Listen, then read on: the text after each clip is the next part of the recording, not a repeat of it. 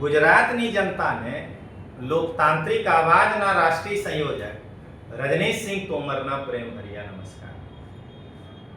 દોસ્તો, હું 4 જુલાઈના રોજ દિલ્હીના પ્રવાસમાં ગયા હતા.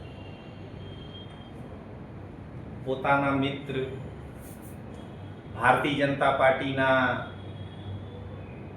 લોકપ્રિય સાંસદ મનોજ ભૈયા, કેટલાક એવા લોકો જે મારા સાથે કોચિંગ ક્લાસ ચલાવતા હતા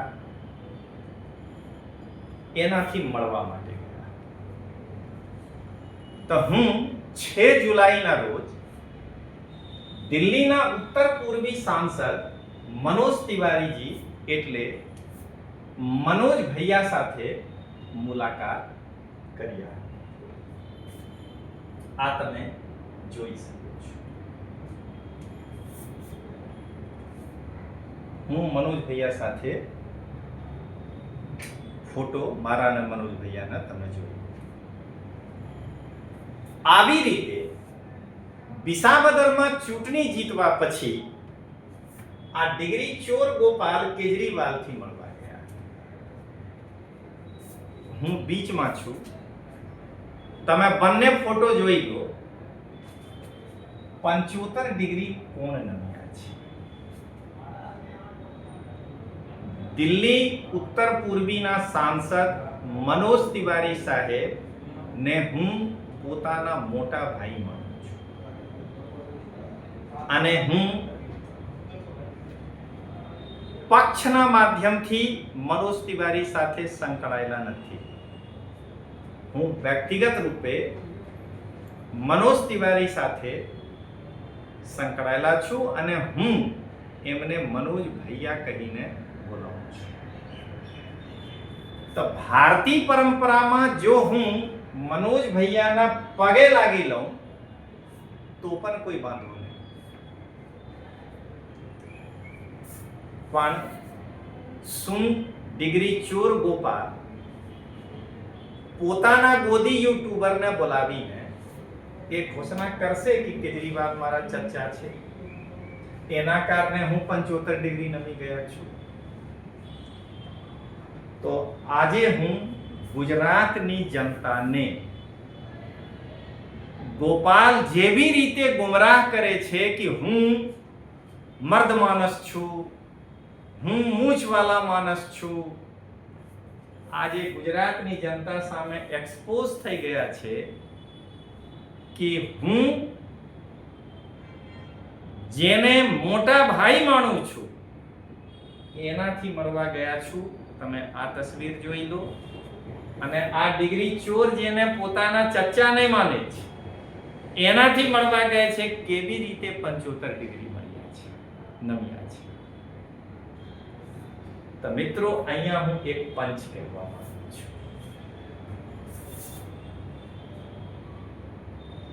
આજે એક પંચ. હું રજનીશસિંહ તોમર, દિલ્હીના ઉત્તર પૂર્વી સાંસદ મનોજ તિવારીને મોટા ભાઈ માને છે અને હું 6 જુલાઈના રોજ મનોજ તિવારી એટલે મનોજ ભૈયાથી મળવા ગયા હતા. તમે તસવીર જોઈ લો. અને વિસાવદરની ચૂંટણી જીત્યા પછી ડિગ્રી ચોર ફાંકા ફૌજદાર ગોપાલ જેને ચર્ચા નહીં માને છે એનાથી મળવા ગયા હતા કેજરીવાલથી. તમે જોઈ લો 75 ડિગ્રી કોણ નમ્યા છે. આના કારણે હું ગોપાલ માટે એ સંબોધન કરું છું દરેક વિડીયોમાં. ડિગ્રી ચોર ફાંકા ફૌજદાર કેજરીવાલ સામે 75 ડિગ્રી નમવા વાળા આ કારણે કરું છું. દોસ્તો, ડિગ્રી ચોર ગોપાલ એક વખત જ્યારે રાજુ કરપડા બીજેપી જોઈન કર્યા હતા તો એ પત્રકાર સામે કહેતા હતા કે બીજેપીમાં જો તમે જોઈન કરશો તો પહેલા તમારા સ્વર ગ્રંથિ નિકાલી લેશે બીજેપી. તમે આ ફોટો જોઈ લો, કેજરીવાલ તે કરોડરજ્જુ નીકાળી દે છે. જો તમે આમ આદમી પાર્ટી જોઈન કરો છો તો આવી રીતે જોઈ લો.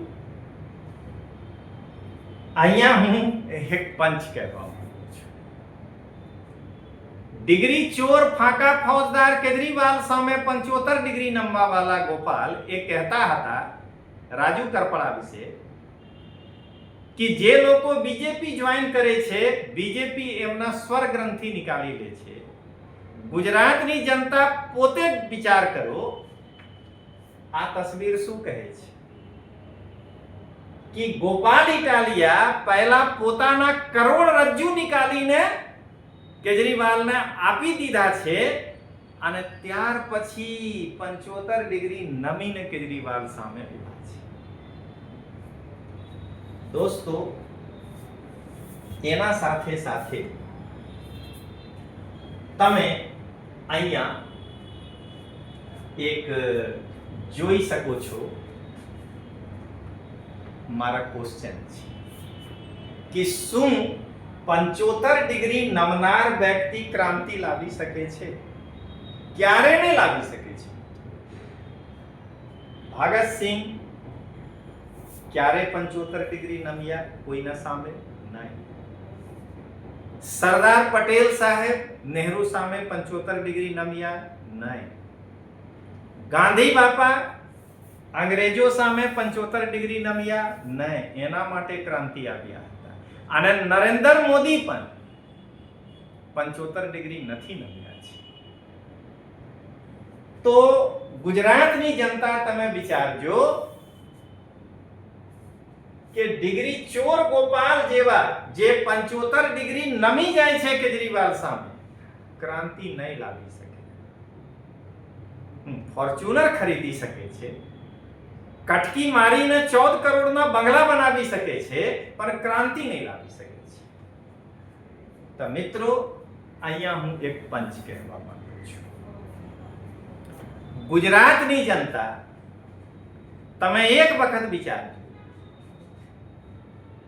कि શું 75 ડિગ્રી નમવા વાળા વ્યક્તિ ક્યારે ક્રાંતિ લાવી શકે છે? તમે વિચારો કે શહીદ ભગતસિંહ ક્યારે અંગ્રેજો સામે નમ્યા હતા? ગાંધી બાપા અંગ્રેજો સામે નમ્યા હતા? આગે સરદાર પટેલ સાહેબ ભારતના લોહ પુરુષ કોઈના સામે નમ્યા હતા? નહીં. એના કારણે તે લોકો ક્રાંતિ લાવ્યા. આ ડિગ્રી ચોર જે શરાબ ઘોટાલાના આરોપી સામે 75 ડિગ્રી નમી જાય છે, આ શું ક્રાંતિ લાવશે? હા, આ ડિગ્રી ચોર કટકી મારીને ફોર્ચ્યુનર ખરીદી શકે છે, કટકી મારીને 14 કરોડના બંગલા બનાવી શકે છે, ક્રાંતિ નહીં લાવી શકે છે. દોસ્તો, મિત્રો, હું આ વિડિયો ફક્ત આના કારણે બનાવી રહ્યા છું કે તમે જોઈ લો કે મને નાના ભાઈ જેવા સન્માન આપ્યા છે ને મનોજભાઈ. અને ભારતીય સમાજમાં, હિન્દુ પરંપરામાં જો તમે કોઈને મોટા ભાઈ માનો છો તો પગે લાગી શકો છો. હું કેટલાક વિડીયોમાં કહી ચૂક્યા છું કે મનોજ તિવારી મારા મોટા ભાઈ છે. મનોજ ભૈયા કહું છું. હું મનોજ તિવારી સામે બેસીને જે ગપ કરું છું તો એમાં હું મનોજ ભૈયા કહીને સંબોધન કરું છું. શું ડિગ્રી ચોર એક વખત કેજરીવાલને ભૈયા અથવા ચચ્ચા કહ્યા છે? તો જો ચચ્ચા ને આ ભૈયા ને, તો કરોડરજ્જુ નીકાળીને આ વ્યક્તિને સોંપી દેવાનું કારણ શું?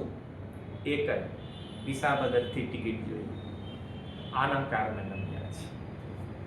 તો મિત્રો, અહીંયા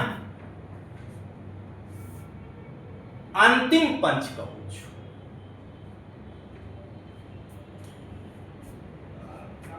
જેવી રીતે ડિગ્રી ચોર ગોપાલ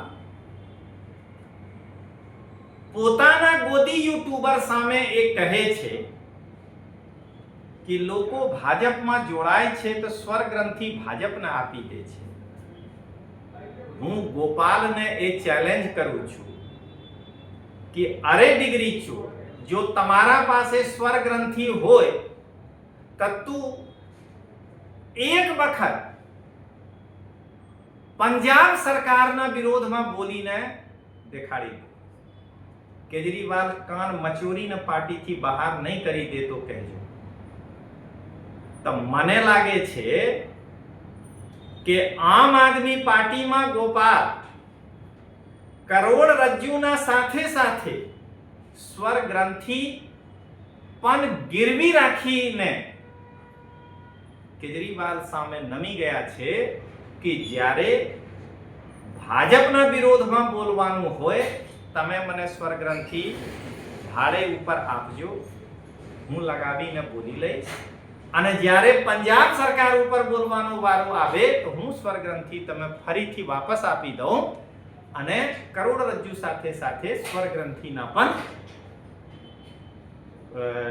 ગીરવી રાખીને ગોપાલ આમ આદમી પાર્ટી જોઈન કર્યા છે. ચાલો મિત્રો મળીએ. જય હિન્દ, જય જય ગરવી ગુજરાત.